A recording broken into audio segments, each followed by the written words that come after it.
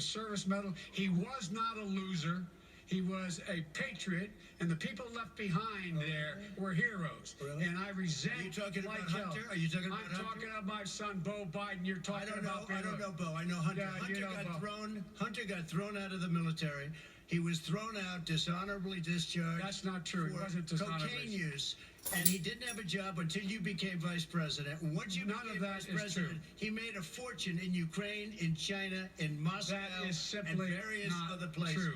He made a fortune. My son. And he didn't have a job. My son, like a lot of people you know at home, had a drug problem. He's overtaken it. He's fixed it. He's worked on it, and I'm proud of him. But why was he given tens of millions? All right, but he wasn't given tens of millions. That is totally discredited. We've already been totally discredited.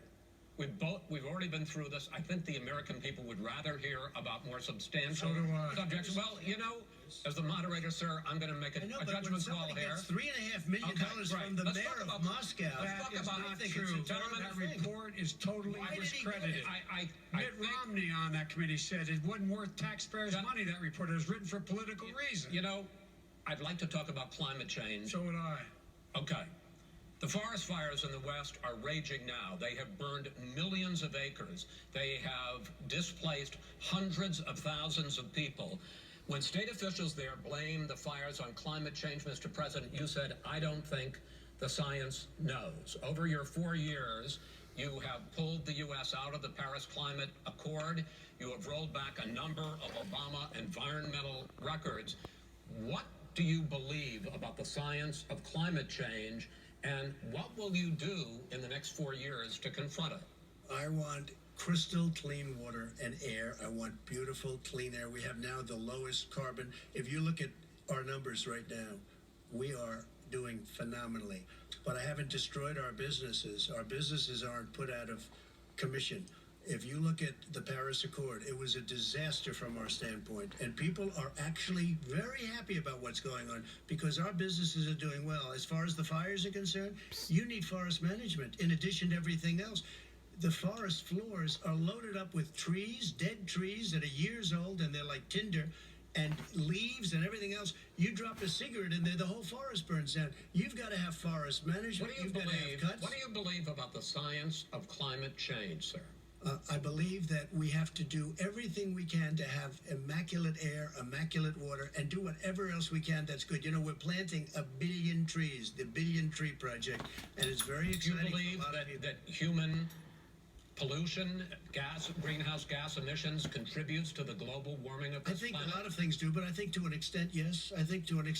But I also think we have to do better management of our forests. Every year, I get the call, California's burning. California's burning.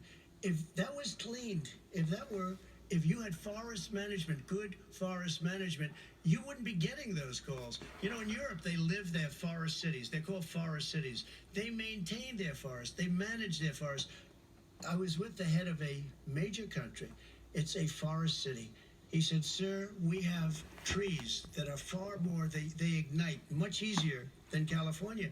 There shouldn't be that problem. I spoke with the governor about it. I'm getting along very well with the governor. But I said, you know, at some point, you can't every year have hundreds of thousands of acres of land just burned to the ground. That's burning down because of a lack of management. But, sir, if you believe in the science of climate change, why have you rolled back the Obama Clean Power Plan, which limited carbon emissions in power plants? Why have you relaxed? Because it was driving energy prices through the sky. Why have you relaxed fuel economy standards that are going to create more pollution from cars? Well, not really, because what's happening is the car is much less expensive and it's a much safer car, and you're talking about a tiny difference. And then what would happen, because of the cost of the car, you would have at least double and triple the number of cars purchased. We have the old slugs out there that are 10, 12 years old. If you did that, the car would be safer. It would be much cheaper by $3,500. In the case of California, they simply No, but you would take a lot of cars off the market because people would be able to afford a car. Now, and by the way, we're going to see how that turns out. But a lot of people agree with me, many people. The car has gotten so expensive because they have computers all over the place for an extra little bit of gasoline. And I'm okay with electric cars, too. I think I'm all for electric cars. I've given big incentives for electric cars. But what they've done in California is just All right. crazy. Vice President Biden, I'd Oh like you my to God. respond to the president's climate change record, but I also want to ask you about a concern. You proposed $2 trillion in green jobs. You talk about new limits, not abolishing, but new limits on fracking, ending the use of fossil fuels to generate electricity by 2035, and zero net emission of greenhouse gases by 2050.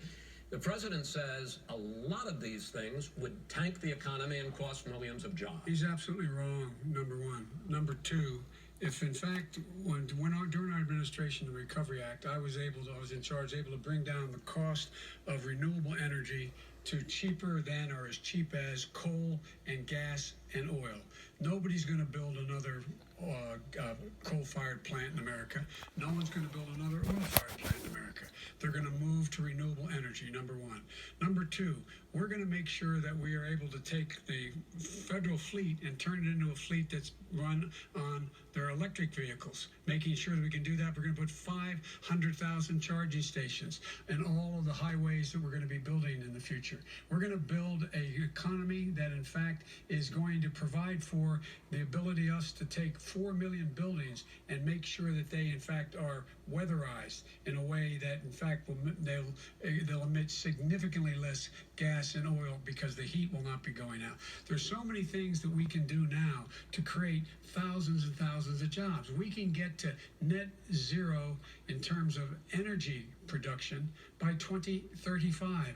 Not only not costing people jobs, creating millions of good paying jobs, not $15 an hour, but prevailing wage, by having a new infrastructure that in fact is green.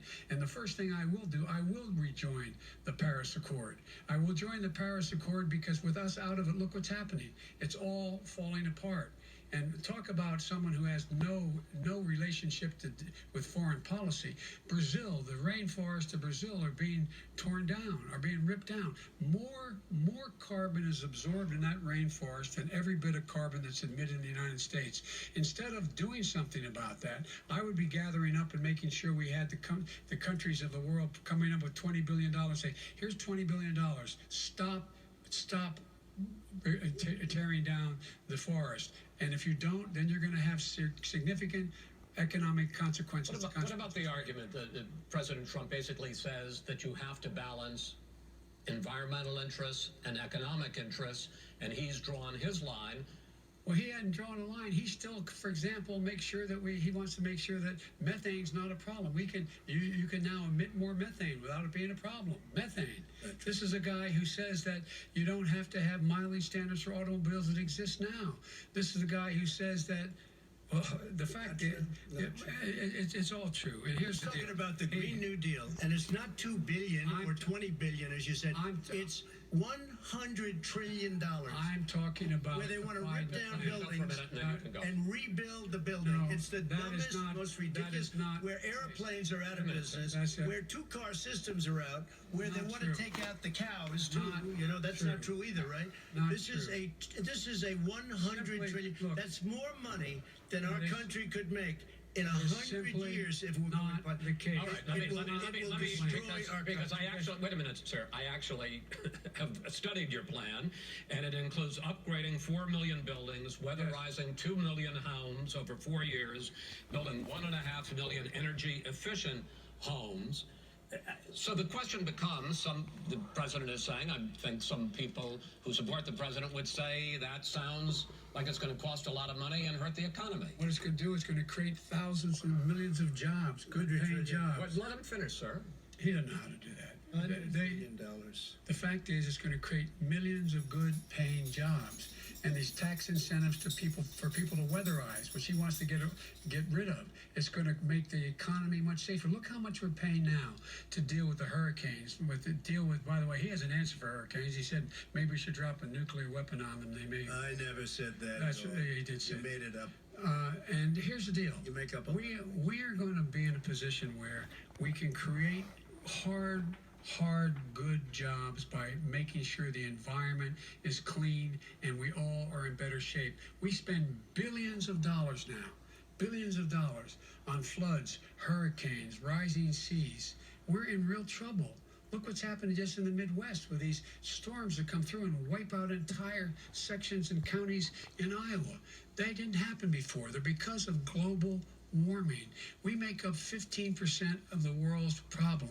We, in fact, but the rest of the world, we've got to get them to come along. That's why we have to get back into Oh my God. the Paris Accord. All right, gentlemen, Wait a minute, Chris. So why didn't he do it for 47 years? You were vice president. Why didn't you get the world? China